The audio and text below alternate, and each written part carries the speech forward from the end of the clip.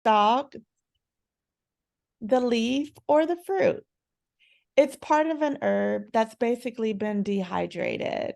Herbs are more subtle, while spices tend to have a stronger flavor profile when you use them. I wanted to knock this out because there tends to be some confusion and they're kind of one of the same broadly. There's some things that I am going to go over tonight that are actual plants and not actually herbs, because you can't use all parts of it. But anyway, I just wanted to clarify that. Thank you. You're welcome. So, herbs and spices are like the perfect duo. When they're paired together, they create an amazing flavor profile. But you have to understand the texture, the aroma, and the taste of each when you're playing with them. It's almost like painting a painting. You have your first base layer of a paint, and then you add another, but you figure out how to do it in a way that's harmoniously. So the same is when it's applied to herbs and spices when using them. So the French for years have always bundled herbs and spices together. They make these bouquet garnis, which are usually used for stocks and stews. And also in Indian cuisine, it's famous for their spice blend known as garam masala. So the trick to getting the right blend is figuring out where your spices and herbs do not dominate your dish. So I have a couple common combinations of spices. Generally, you walk into the grocery store and you usually buy these combinations already done, but they can be easily done at home. So this is like a little cheat sheet to some common spice blends. You got Chinese five spice. Does anybody use that? Yes, I do. Okay, awesome. You got herbs de Provence. You have Italian, which an Italian season is actually more of an American creation than it is an Italian cuisine thing. And then you have jerk seasoning, which actually is I would say the seasonings are the same, but the heat that you experience in a jerk dish actually comes from the smokiness. Um, and so we've kind of repackaged that mainstream in terms of being a commodity and calling it a jerk seasoning. But jerk food from the Caribbean actually gets its name from the process in which it's being cooked and the smokiness that's also there with the presence of the heat. And then you have the Indian garam masala, which is another common blend. Any questions about these before I move on? So I need to know, what are Scotch bonnet peppers? I collect peppers from all over the world, but I've Yeah, never heard of this. And so I cook with, like at least 5, 6 different kind of red peppers in my food. Uh, Yeah, so Scotch bonnets are a form of hot peppers. It tends to be grown in the Caribbean, and it is also not a mainstream variety. So if you go to your local nursery, more than likely you won't find it. It's one of those things that are kind of seed sharing within communities. It's not a mainstream herb. And then a lot of people just buy the Scotch bonnet sauce to get around the fact that they don't have access to those peppers. so if you want the seed, where can I get it from? I would check out a seed company called True Love Seeds. They're Uh-huh. really good about growing seeds, selling seeds that are diaspora specific from all around the world. So check out True Love Seeds. Okay, dot And com. yeah, let me double check. Hold on. True. If you put in True Love Seeds in Google, it should be the first to come up. Okay, thank Yeah. you. And true love is one word, by the way. Yeah, I put it as one word. Okay, awesome. Any other questions? And also, I wanted to, I don't know if you use the Indian garam masala. So I make that at home. I always sun dry my seeds. Oh, I love that. Yeah, because if you roast them in the pan, it's okay if you want to cook instantly. I Uh-huh. would use it and grind it. But if you want to store it, then they will become stale. And then I sun dry them. If you sun dry them, they don't get stale. Yeah, they last longer. It's packed in there. Yeah. And yeah, and then also the aroma is better when it's sun dried. And if you do not put coriander seed, it smells better. For some reason, with coriander seed, it doesn't smell as great as without it. Oh, wow. Okay, great suggestion. I really appreciate that. And Yeah. you also brought up something that I wanted to highlight for people who are cooking. Before actually using your seeds and spices, if you put them in a nonstick pan, the heat will actually open them up and it enhances the flavor instead of just taking it cold right out of the container and putting it in. The heat will open up your spices for you. And another thing I want to add to that is that when you roast them in a pan, Mhm. then do not grind them right there and then, because the spice will burn because it's already hot.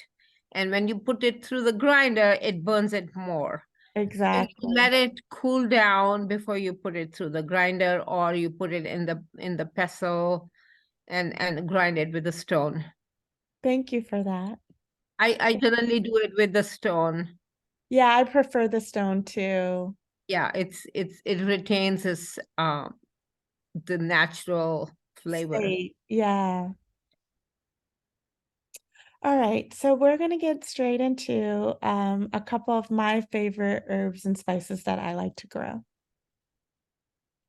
The first is oregano. Oregano has origins among the Greek. It was a first herb used by Aphrodite, and she took joy in terms of tending to her garden. Um, I would say that oregano really enjoys sandy Mediterranean soil. It does not like to have its roots really wet. So make sure that your soil is sandy and that it is able to drain really well. It enjoys full sun and a lot of heat. It grows pretty well with other herbs, and it needs roughly 6 to 8 hours of full facing sun. If you're ever kind of at a loss of figuring out, where's that south facing sun, pull up the compass on your phone and walk around your yard to locate the best area to grow things. As a rule of thumb, most vegetables and herbs do not thrive in north facing sun because that means they're pretty much in the spotlight of the sun all day long.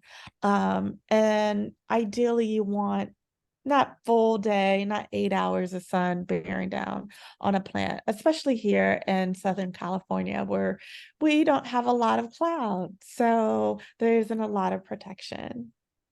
Um, if you want to harvest it all summer long, I would advise not to let the oregano flower. Once it begins to flower, it'll stop putting in effort in the leaves, and they actually become bitter over time. So once it's flowered and it's gone to seed, your production it's pretty much over, but you can continue to remove the flowers and the cuttings, and it will continue to produce for you. Any questions about oregano? So what's the best season to grow it in Southern California?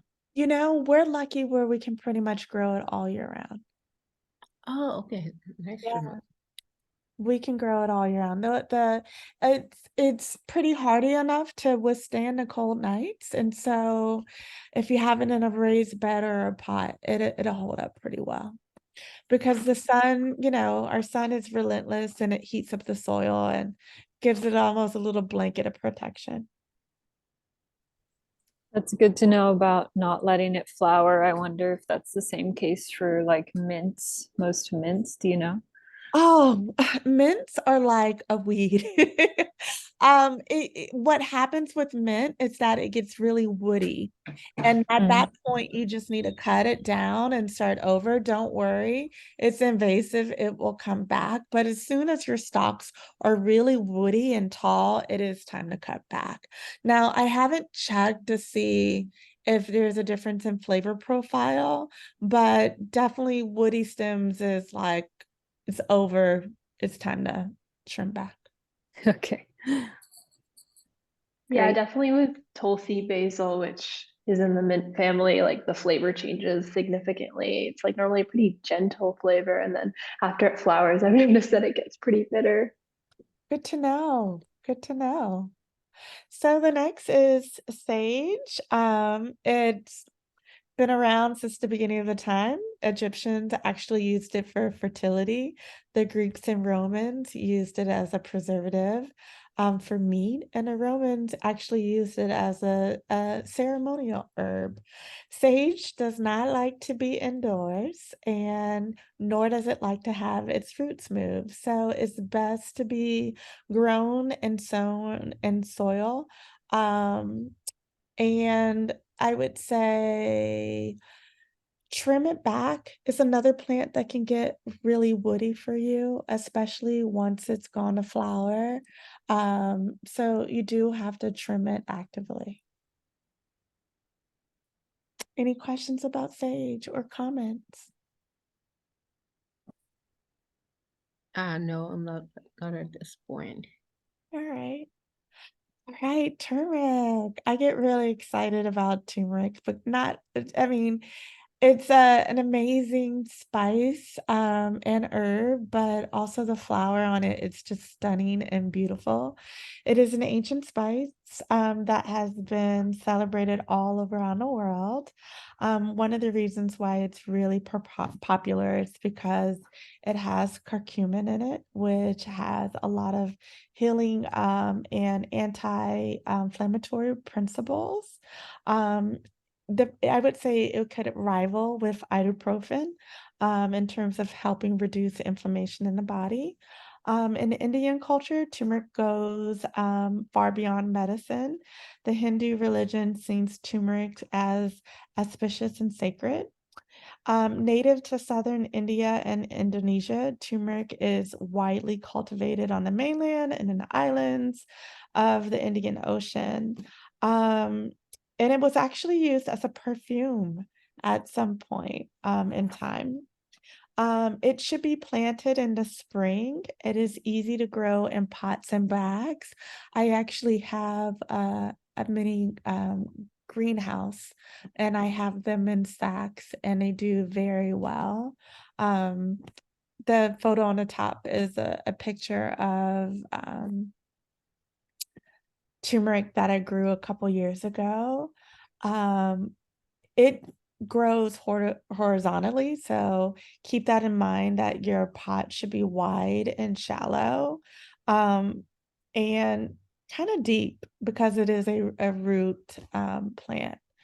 To plant, if you ever just want to plant your own, if you're blessed by a farmer at the farmer's market, you just take the chunk of the rhizome with the least number of eyes or nodes. You cover that rhizome in the soil, just barely about 1 inch, and you leave the nodes spacing up. They really love rich soil, so you should compost and mulch vigorously. If the leaves are turning brown, that's usually a sign that they need more water. If they turn yellow, that's a sign that they need fertilizer. And also turmeric actually prefers shade. As I mentioned, I have mine in a greenhouse. So if you plant it under a tree, if there's some type of canopy, it tends to do very well under fruit trees with just dappled sunlight. When it's time to harvest them, you have to be patient because it takes around 8 to 10 months to grow. And you know that it's ready once the flower and the foliage starts to die back. If you want to harvest some and allow the plant to continue to grow, I recommend just gently digging under the soil and just taking off a piece of the rhizome instead of harvesting the whole plant because it is a perennial that will grow back for you. In terms of drying and preserving it, it's easy just to thinly slice it into pieces. You can dry it in the sun or just make sure that there's air flowing through. Um, or you could put it in a dehydrator. That's one way that you could do it. If you do use a dehydrator, I think slow and low is the way to go, around 3 to 4 hours. Maybe set at 120 degrees. Um, yeah, any questions about turmeric? Has anybody grown turmeric? Yes, I do. Good. Overseas. My house is in the lower Shivalik range of the Himalayan mountains. Uh-huh. So I have my staff living on my property. So they every time I go there, they save the turmeric for me, and then I have it ground in the local, the water mill. Yeah. We take it over there to have it Oh, ground I for love me. it. Yeah, so I bring about 2 bottles for myself back home, and so they last me about 6 months. Yeah, there's something like it. You Yeah. can't really compare it to anything that you buy in a grocery store. Like there's nothing. No, it is, and then the best way to dry is to either just put it on a clean piece of cloth, and you can turn the fan on and let it dry, or if it's kind of a wet area and then the days you have the sun dry it, Mhm. because sun doesn't kill the nutrients. It doesn't. It's like slow. I actually prefer to sun dry a lot of my herbs versus using the dehydrator. But as the seasons change and if there's moisture in the air, I will use a dehydrator for some things. I do want to mention if you do ground up or even if you just dry your turmeric, make sure that you store it somewhere that's cool and dry and in a dark place so the sun does not slowly evaporate the nutrients and the flavor in it. I put them in the glass jars and I stick them in my freezer. Okay. Oh yeah. So That's then perfect. I pull it out as I need it. That's And I perfect. use it in my food for drinking. It's because it's a natural antibiotic. Yeah, it's amazing. I've made my own capsules out of the powder. It's great. It's like one of my favorite things to grow. So you can drink it. If I don't, because I cannot drink milk, Uh-huh. I put it in hot water, and I sometimes I put a few drops of lemon, Yeah. a little bit salt, so just to give it a taste. Or if people can drink milk, then you can put like 1 2 teaspoon of turmeric if they have very bad cold or chest congestion. Uh-huh. It'll start its work in 48 hours. It's amazing. Yeah.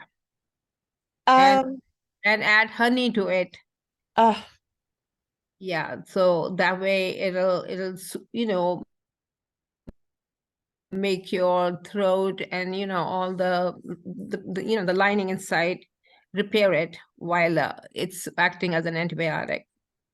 it's amazing. It's one of my favorites. Any other questions or comments before I move on? All right. I'm just really quick being reminded my boyfriend and I were in Costa Rica this summer, and turmeric is everywhere there as like an ornamental plant too because it's so beautiful, and same with ginger. But Uh, we worked at this guy's permaculture farm, and every morning he would harvest his fresh turmeric, his fresh peanuts, make his own coconut milk, and then make oh, a smoothie and his own bananas, and it was so good.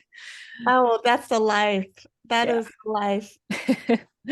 Super yummy. So I'm just salivating right now. All right. So my next favorite thing to grow is ginger. The origins of ginger are kind of unknown because it did not exist in the wild. There's been some evidence that it was cultivated by humans for culinary and medicinal use about 5,000 years ago in Australasia, and eventually it was exported to the Pacific Islands, India, and China. I want to say it began to be traded formally around the first century. The first gingerbread man was credited to the court of Queen Elizabeth I, who made it into the likeness of visiting dignitaries. I thought that was kind of interesting. Um, so when it comes to growing ginger, it thrives in a warm, humid climate with plenty of light. So the light part is easy for Southern California. The humidity is a whole nother story. Hence, I have this in a growing bag in my greenhouse. Um, I would say experts really go back and forth debating how much sun is needed. But ideally, I would say that it needs about 5 hours of direct sun during the day, and it can do well in partial shade. I would definitely add compost to it at least once or twice a year because ginger prefers really loamy soil, which allows it to drain easily and also for the rhizomes not to get logged. When it comes to harvesting ginger, it can be harvested at any time. However, people should wait at least 5 months. The longer, the better, the more flavor. And one sign of readiness is when the leaves turn yellow, and die back. And that's you can just like with turmeric, you can harvest a piece or you can take the whole. Again, the easiest way to dry ginger is in the sun. You can just place it on a mat near a sunny window for about 3 to 4 days. And if you'd rather not wait that long, you can again use a dehydrator and use the slow and low um, technique. Any thoughts or comments on ginger? Has anybody grown ginger before? I have, but I generally buy it. In the Costco sells nice organic ginger. Yeah. Yeah, they do. So once in a while you won't find it, but most of the year they do sell. It's in a small cardboard box. So what I do, I wash it and then I slice it, Uh-huh. and then I put it on a clean piece of cloth and cover it with like so that there are no flies sitting on it.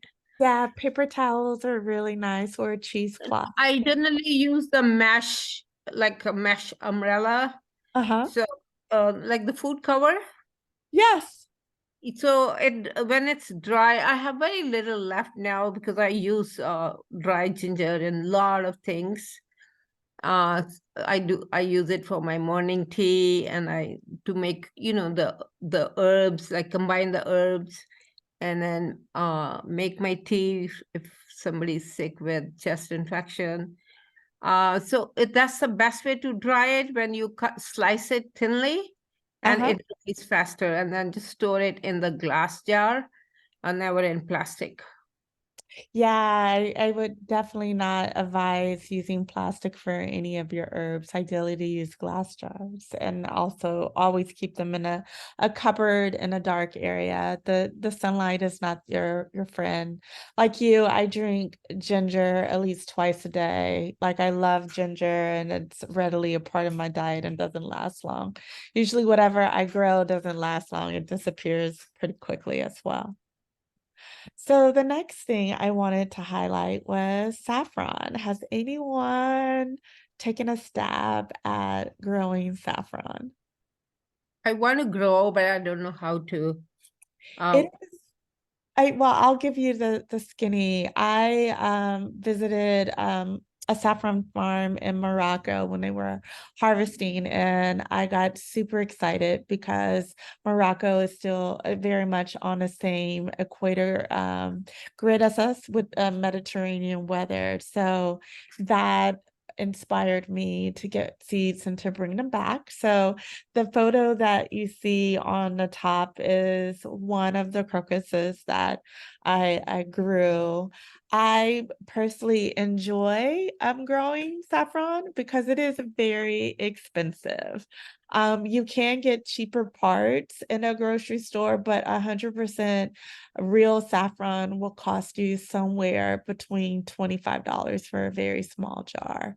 Um, so saffron has been around for over 3,000 plus years. Historians and botanists tend to disagree in terms of its origins, debating whether it was discovered in Iran, Greece, or Mesopotamia, are some of the places that are thrown out. It is a fall blooming corm, which means it is a bulb light that goes dormant during the summer. This is a Mediterranean plant, so it prefers really dry summers, which are great for us in Southern California. It is best planted around this time of year in the fall. And it can take up to a year for it to actually flower. That's why it's such a treat to grow, because you really wait and then all of a sudden you have this beautiful flower waiting for you. I've been really successful in growing them in a 15-gallon grow bag as well as a raised bed with other perennials and flowers. When it's time to harvest a saffron, you need to understand the three components of the flower. It has the purple are the petals, the yellow is the stamen, that is the male part of the flower. And then you have three red or orange pistils, and that's the female part. The three red or orange pistils are the source of the spice, which you can easily pluck from the bloom. And just as we mentioned, the best way to dry these is to air dry, is to lay them flat on a surface and let them dry, and then you can ground them up. I actually leave my whole so they last longer. Any questions about saffron? So can you grow this with the saffron? Is that considered a seed, or you have to have a seed? You actually have to have a seed. It is like a bulb that you put in the ground. It's very similar to the bulb flowers that we see growing. So you can't grow it with the female part. You need the male and the female part for it to grow. Okay, thank you. No worries. Next we have is paprika. So paprika originated in southern Mexico, Central America, and the Antilles Islands. It is used as a season as well as a medicine. There's a theory that it was introduced to Europe by Christopher Columbus, who brought it back after his journeys. Hungarians have long made it a staple. That's why you see different varieties of like paprika in terms of Hungarian paprika. It wasn't widely used in the United States until the 20th century, and that is due to immigration as well. It is very easy to grow. It is a summertime heat-loving plant, just like any pepper. You can grow it in a raised bed or a pot. They're best planted in the spring. They require a lot of watering and really rich soil. And it takes about maybe 3 to 4 months to grow a pepper from start to finish. Harvesting is so simple. You just take a pruner or sharp knife and you clip the stem of the pepper off. I would advise you to leave the stem on. As you can see in the picture at the bottom, there's still the green stem. One technique that I really like to use to dry my peppers whole is to actually hang them in a really well ventilated area, and just let them naturally air dry. I just attach a little string to that stem and hang them up. Because they're densely, they have a lot of water, they take a little longer to dry. And so by hanging them, you speed up the process. Any questions about paprika? I'm growing them right now. Oh, that's I exciting. have about 12, 13 pots that they're growing in. And yesterday we had terrible wind, and then, I could see my plants are, not very happy. I Okay. have to go out because it was bad wind. So they're still green. Oh, that's good. Yeah. But I generally I will sun dry them, and sometimes I slice them. Other Uh-huh. time, overseas my staff, what they do is they run a thread with a needle and like make like a garland, Yeah, and yeah. then they can hang it on the tree branch so that they get aired and get the sun. Love it. Yeah. That way the skin doesn't rot. Exactly. So the Yeah. final spice that I wanted to share with you is attar. It is a native Eastern Mediterranean spice that's very popular in Greece, Lebanon, Turkey, Syria, and even Palestine. It is known as za'atar in Turkey, and it is harvested in the mountains of northern Syria.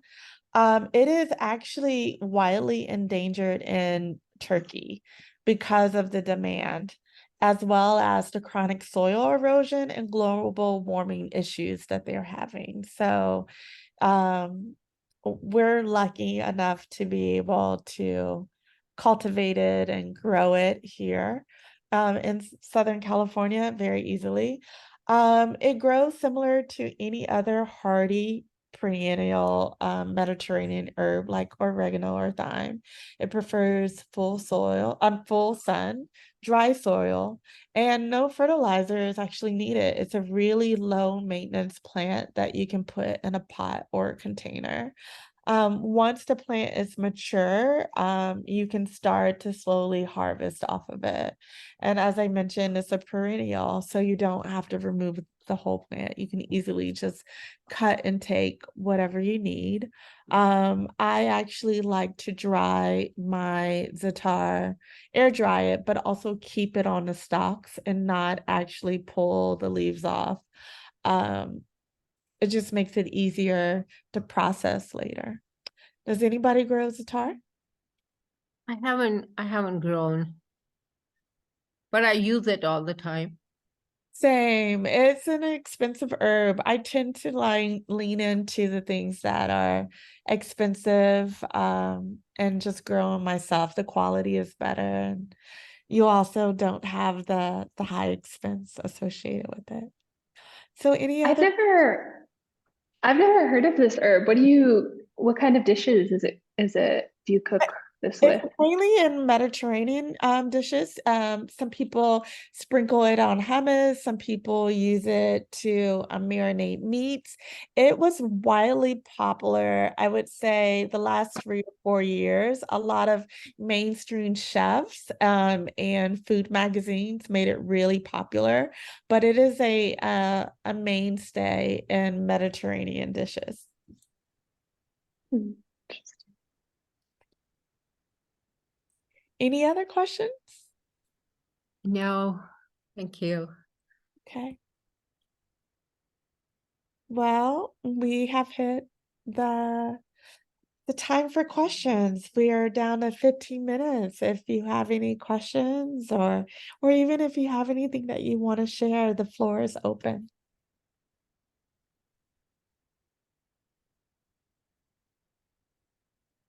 No comments, nothing. Hi, this is Anne. I'm calling from Hawaii.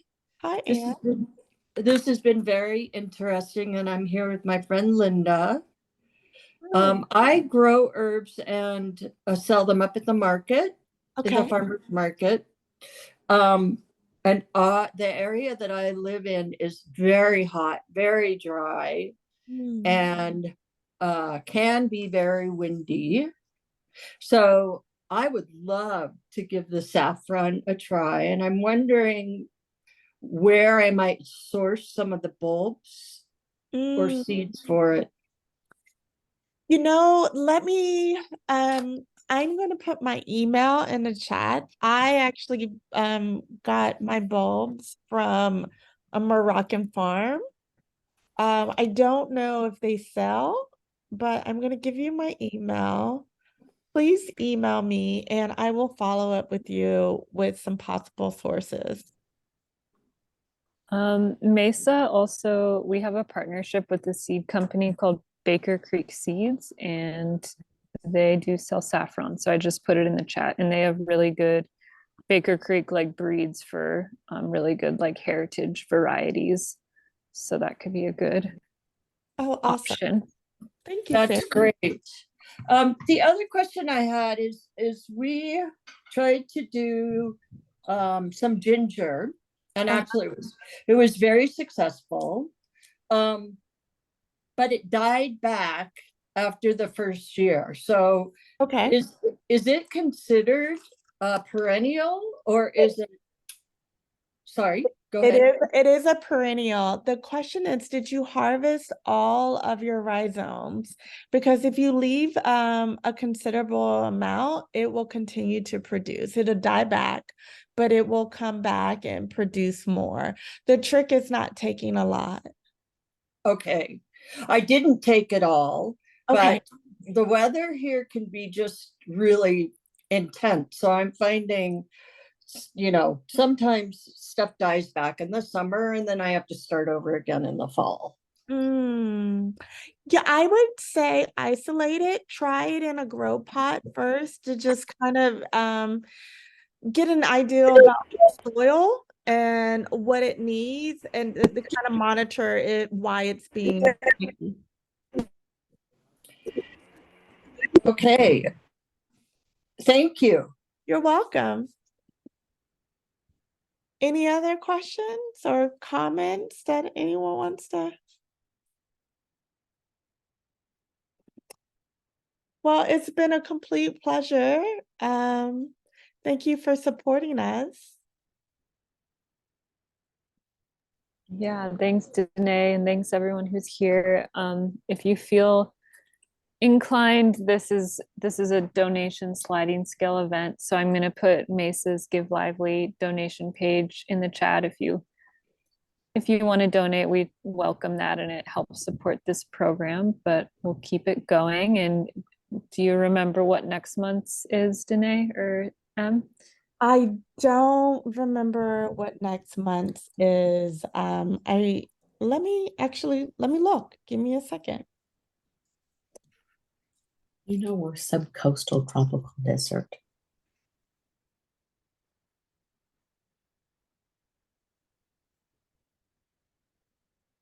November will be sustainable nutrition, and January will be infused honey.